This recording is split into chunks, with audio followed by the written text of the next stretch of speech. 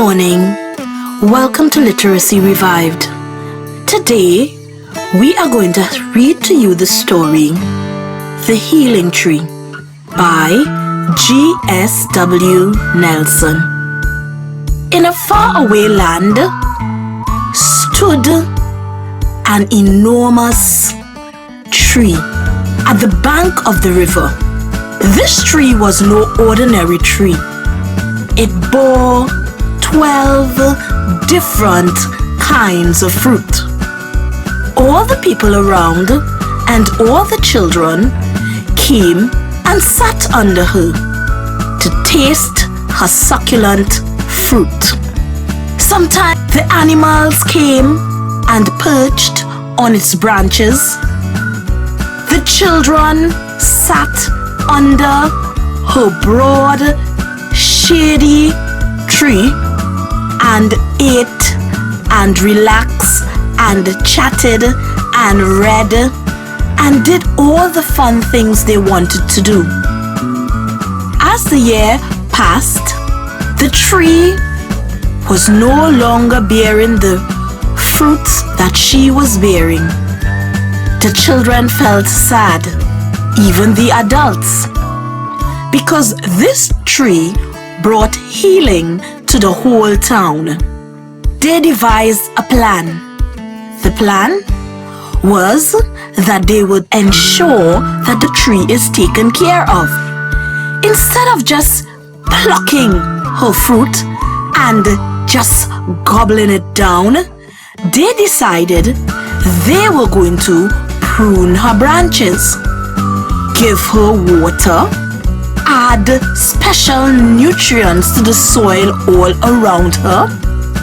They were even going to give her a rest from swinging on her branches and breaking her branches.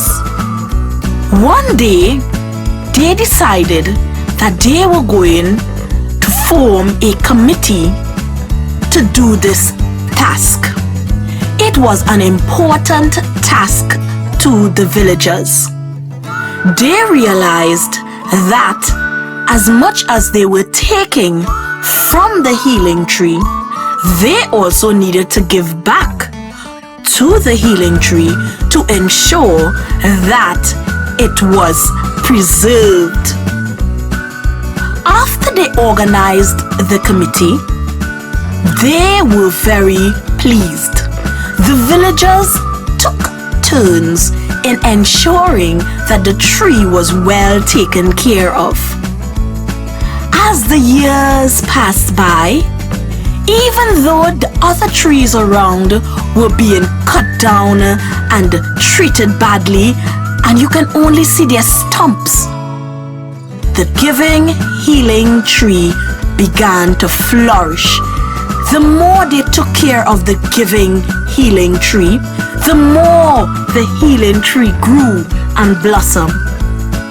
Not only was the children and the villagers all pleased, but the tree was very happy.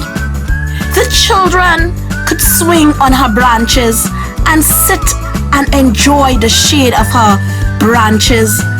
The old people, the mature people would sit under her and tell stories of their lives long ago. They kept the tradition of the neighborhood alive by sharing stories with the children that encouraged them to take care of the healing tree. They told the story of Mr.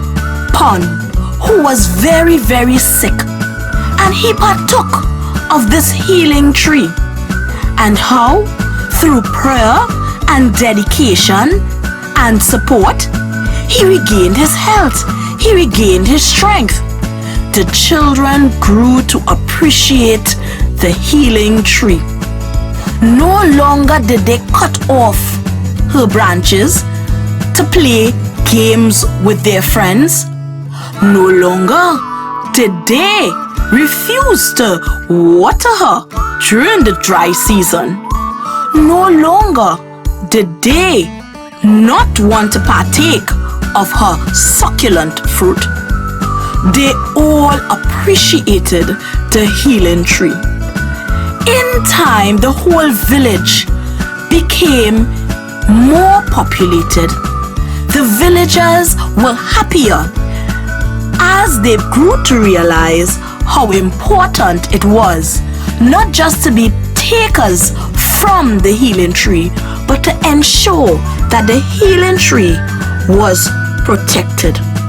They pranced and leapt and swayed and swung and tapped their feet and whirled their handkerchief and hopped and hustled and jumped and rocked and shimmered and strutted and swayed just by the presence of the tree. Whenever they had lost another tree in that area, even though they did not get the same value as they did from the healing tree, they still appreciated the other trees. They no longer wanted to cut down the trees, and when it happened, they cried, they bawled, they bewailed, they grieved, they groaned, they howled, they lamented, they moaned, they sniffed, they sobbed, they wept, they whimpered, and they whined. They couldn't bear to lose any of the trees because they realized that the trees were good to them. One day, they decided that they were going to make as many different kinds of food and drinks from the healing tree. They took the fruits, they blended it, they made juice, they made fruit pies, they made jams, they made all the beautiful things that they can find. They even preserved some to make some chips. They were very excited. They remembered, they recollected, they reflected, they reminisced on all the good times that they shared with the trees. The children, the birds, and all the people. They sang, they chanted, they chirped, they crooned, they hummed, they serenaded, they were thrilled because of how beautiful the neighborhood was, all because of this special tree. They laughed, they cackled, they chuckled, they giggled, they roared, they snickered, they sniggered, they snorted. What a wonderful tree! How it made us happy, cheerful, contented, ecstatic, joyful, merry. They did not hesitate to share their joys with the nations all around. They wanted people to come to partake of the healing tree. They knew what she gave to them, and they were not going to be selfish.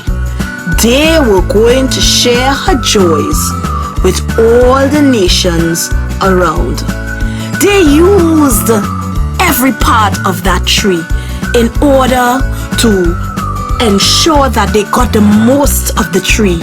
They used her leaves and they drew patterns. They made artwork.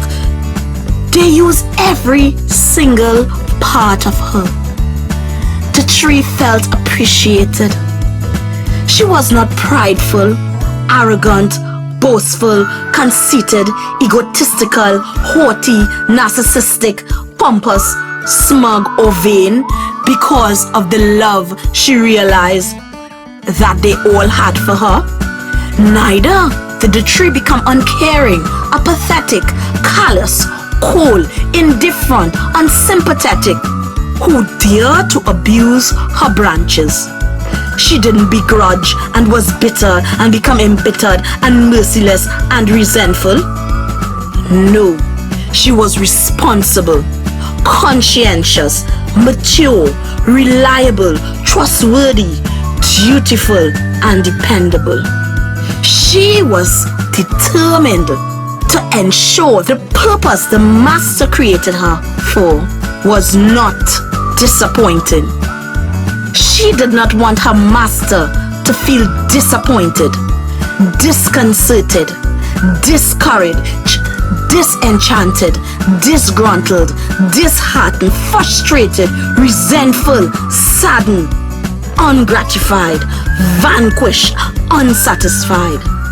Neither did she want her Master, who had taken time to create her, to become angry, boiling, cross, enraged, fuming, wrathful, vexed, riled, raging, rabid, provoked, outraged, irate, maddened, infuriated, inflamed, indignant, incensed, heated, furious.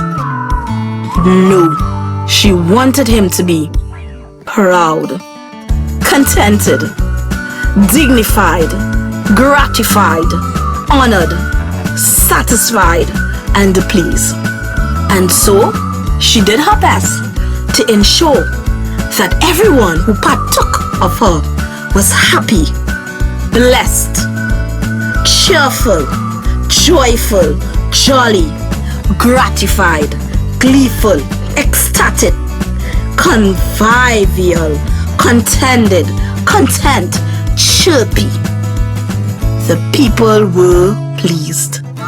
They were pleased to know that this beautiful, adorable, ideal, magnificent, majestic, marvelous, mesmeric, pleasant, dazzling, delightful, divine, elegant, enchanting, enthralling, enticing, exquisite, glamorous, gorgeous, tantalizing tree stayed with them for a long time. They pictured her as if she was a human and gave her qualities that were mind-boggling. All the people who came found her to be such an interesting landmark in the town. They were so interested in what she had to offer. The fact that her whole branches were so well firm and erect that they just sat in admiration. All the villagers made sure that they supported each other in making sure that the thing that they valued, the healing tree, stayed alive and healthy and strong. When they wanted to get their sleep, or they wanted a cat nap, or they wanted to retire and snooze and hibernate, they just make sure that she was there. The best thing about it is the healing tree enjoyed making sure that no one suffered. They didn't have aches. They weren't grieved. They weren't tormented. They weren't agonized. Because they partook of all she had to offer. And when some people became jealous and criticized, blasted, chastised, disapproved, lambasted, reprimanded, and zinged the healing tree, all the people ensured that they did not join in with the negativity that they were hearing. They did not get sucked in by the rumors that they heard about the healing tree. They ensured that their mind was continually pure towards her, and that their mind was able to recall all the good things that she did as she helped the nation to heal. This has been a story of the healing tree from Literacy Revived.